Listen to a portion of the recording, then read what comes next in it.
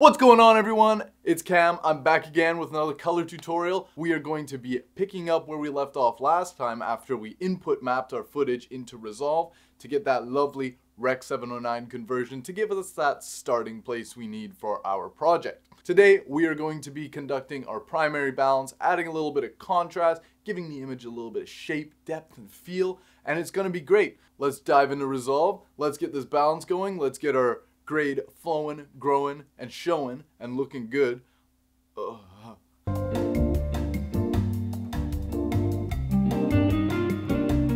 Okay, so here we are. We're in Resolve. As you can see, got the footage loaded up here. We got two nodes on our tree right now. Our primary node, which is what we're going to be taking a look at today, and that's where we're going to be doing the work for this initial balance of our footage. And we have our CST out, as discussed from last time. You know, the usual DaVinci wide gamut, Rec 709 gamma 2.4, saturation compression, blah, blah, blah. If you need to go back to the previous video and take a look, see what's going on with the color space transforms and everything, that video can be found on my channel, and I'll link it below as well. So the first thing I'm going to do, looking at the image, feels a little bright, feels a little blown out almost. With Sony, you'll often have to come down because you do need to overexpose a little bit to get the proper image on the sensor. So let's do that. So first things first, going to come down on that offset. And I'm picking up a bit of a weird magenta, like almost feel in the image. Like on the scopes, we're not really looking too red in the red channel. However, that being said, I do kind of feel a bit of magenta in there that I don't really like. So I'm going to stay in the offset, use that trackball, and just go a little bit towards like yellow, green, maybe a bit of cyan, something like that. Then we're going to exit out of our offset and move to our lift, gamma, and gain wheels. So that's going to give us a little bit more nuanced control over the luminance regions of the image. The way I like to explain lift, gamma, and gain is essentially, this isn't technically accurate, but it gives you a good idea of what's going on.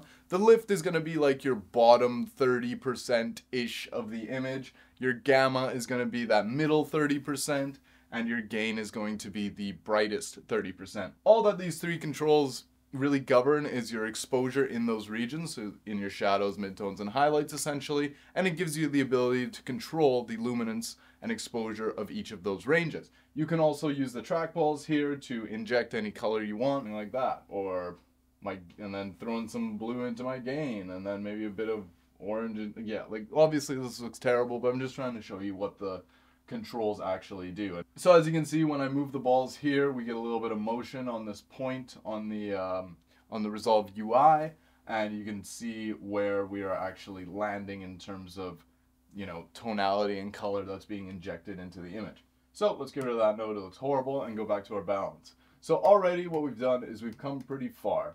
We've gotten our exposure a little bit under control, but I'm still feeling as though the image is a little bit lifeless, a little bit flat. With that in mind, what are we going to do to fix this image? Make it feel a little better without doing too much to it. When you're grading, you don't really want to be, you know, doing too much to the image. If you've got like 50 million nodes and they're all got some stuff going on, your image is probably going to look like shit just because you're doing so much to it. And that's just the reality of color grading in Resolve or any software. You're just doing too much to your footage, and then, you know, it's just going to break, it's going to freak out, it's going to take a million years to export, it's just not going to be a good time. Bottom line, less is more. You know, keep things controlled, really make your moves with intention, and you will find that you get to a pretty nice world pretty quickly. I already like the direction in which we're headed here, you know, it makes sense, but I want to add a little contrast. So to do so, I'm going to go to this contrast knob here, which can also be accessed here if you're just using your keyboard and mouse, and I'm going to adjust it a little bit. Let's just put a little bit in there, give it a little bit of juice, right? So that gave us a little bit, and then this pivot control essentially governs where your contrast is kind of moving around. You're just changing the center point, so to speak, of where the contrast is going to be doing its work. So if I move that pivot down to the left, you're going to see things get brighter, right? Because more of the image is getting brighter as we bring that control point down the curve. And then if I were to move the pivot to the right, you're going to see the image get darker because we are setting the contrast to a higher point on the curve, and thus more of the image is being darkened by that contrast effect. So in my balancing, I usually like to handle exposure, a bit of the tonality and the lift, gamma, and gain, contrast, and saturation. Those are the 4 elements of how I like to work when it comes to balancing an image. So the last thing we need to do is saturate it a bit. So I'm going to make a new node here, and I'm going to call it saturation.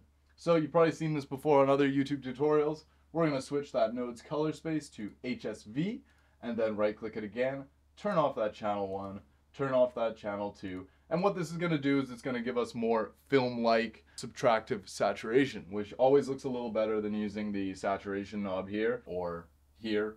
So I prefer to use it, but then again, every shot is different, so you may find that the traditional saturation knob works the best. This may not work so well, but as a general rule of thumb, I do find that this method here, converting the node to HSV, does give me the best saturation. So let's saturate it. Now, to saturate on this node, it's very simple. You just use your gamma and gain wheels, and I will boost them up accordingly, and we will see some saturation and life come into our image, and then there's the gamma. So just there, we've already gone from here to here. Now, I'm feeling pretty good about this overall. Maybe we're getting a little crunchy in terms of the exposure and contrast. I'm feeling a bit of like, woo, digitally crunch going on here maybe. So I think just to retain somewhat of a filmic feel, I'd like to bring my lift up just the tiniest bit and crunch down that gamma just a little more to protect those shadows and make sure, you know, good vibes only.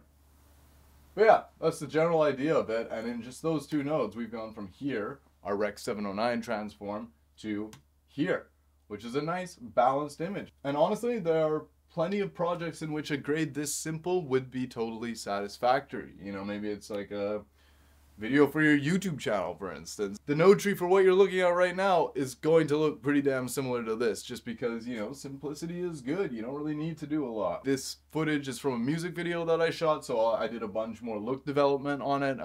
There's a bit of a film look going on in the final cut, things like that. But we will get into those as we start to tackle more of the secondary grading aspects of our image. Getting into masking things, pulling keys, even some of the more advanced like curves adjustments that we may want to do here and there. But as far as an initial balance, these 2 nodes here are all that we need to do for today. And as you can see, you know, it really is simple. Less is more. You don't need to go too crazy with it. So the main lesson I'm looking to convey here is that when you're starting your initial balance of your grade, you want to start out doing broad strokes, you know, big things like the offset, like the lift, gamma, and gain, where you're going to be manipulating a large portion of the image, and these tools are also non-destructive. Because while a lot of the secondary tools are great, a lot of them are destructive, and what that means is that they can break your image. So, you know, you'll manipulate a hue. You want to turn some grass pink or something, let's say. If you're just going to manipulate that hue curve, you're probably going to see your image go to hell. It's going to be all weird. There's going to be artifacts. There's going to be nasty goop pulling up. It's going to be disgusting, right? So we don't want that. But if we want to take our image into a more magenta world overall, using like the gain wheel or something, like you can kind of get into those realms without even having to touch those more, you know, risky secondary controls, because not all footage is going to respond the same, right? But if you're treating everything with the same overall kind of approach, it's a lot easier to get images to match versus, let's say I'd gone into my hue versus luma, and done all this stuff, changed things, made a crazy look right off the jump while I'm balancing things out. Then if I go to apply that balance onto a different shot, it's probably going to look completely fucked. So at the end of the day, you don't want to be doing things too complicated when you're in the early stages of your grade, because it's just going to cause you more headaches. Things aren't going to match. It's just not going to be fun at all. Anyways, that's all for today, everyone. I hope you enjoyed this color tutorial. Let me know down in the comments below how you guys like to balance your footage, and if you have any ideas that could perhaps supplement what I've taught here today, or maybe even replace it. I'm all ears, and I love any conversation that involves color grading. So let's talk down in the comments below, and thanks again. I look forward to seeing you all very, very soon. Woo!